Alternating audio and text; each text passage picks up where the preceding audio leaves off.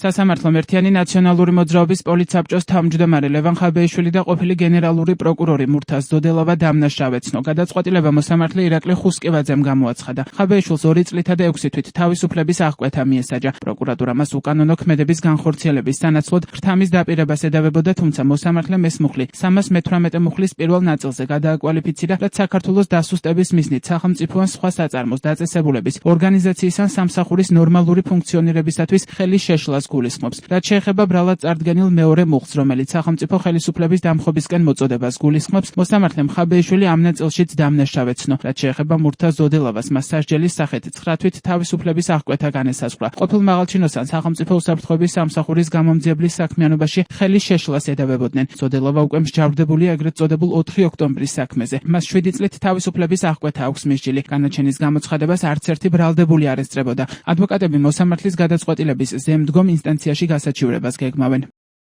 არ არსებობდა სამოხელეო დანაშაული და არ არსებობდა ქთამი და ქთამის მიზება საჯაროდ შეუძლებელი იყო ამის დაკვალიფიცირება და როგორც ჩანს სასამართლო უარი თქვა ამ სამართლებრივი აბსურდში მონაწილეობაზე და მიიღეს ასე თქვა თავიანთი გადმოსახედიდან რაციონალური. თუმცა სასჯელთან მიმართებით ალბათ მიიღეს ის გადაწყვეტილება. არავითარი განმარტება მოსამართლემ არ გააკეთა.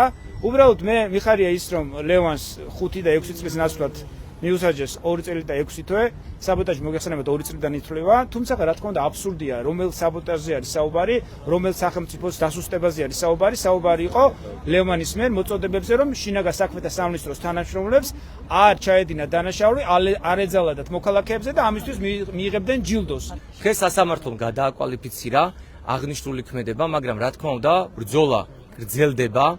რაც შეეხება დამხობის ნაწილს, რომელიც არ არსებობს, არ არის სისხლის სამართლის დანაშაული, რასაც ლევან ხაბეიშვილი ამბობდა, რადგან ამბობდა კონსტიტუციის პრინციპით, ყველა დაცვით, რაც შეიძლებოდა რომ ეს ადამიანები გამოსულიყვნენ, მაშინ აქციაზე დღეს სასამართლოში დადგინდა, რომ ერთი მხრივ ლევან ხაბეიშვილს არ ჩაუდენია აღნიშნული დანაშაული, რასაც ჩვენ საუბრობდით, მაგრამ მეორე მხრივ სასამართლომ მიიღო უკანონო გადაწყვეტილება, მაგრამ ბრძოლა გაგრძელდება საქართველოშიც და ევროსასამართლოში. ჩვენი პოზიცია იყო, რომ მას ჩადენილი ჰქონდა ქთამის დაპირება და ჩვენ მიგვაჩნდა, რომ მასობრივი მედია საშუალებებით შესაძლოა განხორციელდეს ქთამის დაპირება და ეს უფრო მეტად საფრთხის შემცველია ხშირ შემთხვევაში, ვიდრე რამოდენიმე პიროვნება შორის კონსპირაციული შეთანხმება მექთამეობასთან დაკავშირებით.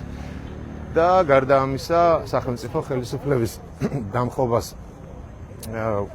ვდებდით ბრალად და ასეც იყო, ვინაიდან სახელმწიფო ხელისუფლების დამხობა ყველა შემთხვევაში თავის თავში მოიაზრებს მხოლოდ არაკონსტიტუციურ პროცესებს, არაკანონიერ ქმედებებს და მასზე რაიმე ზედსართავის სახელის თუნდაც მშვიდობიანის წამზღარება წინ არ ცვლის მის არაკონსტიტუციურ შინაარს. ჩვენ ჩავიბარებთ ბუნებრივი აღნიშნულ განაჩენს, შევაფასებთ და შემდეგ ვიმსჯელებთ მის გასაჩივრება ან არ გასაჩივრებასთან დაკავშირებით. განაჩენის გამოცხადებას ლევან ხაბეიშვილის ოჯახის წევრები და თანაგუნდელები ესწრებოდნენ.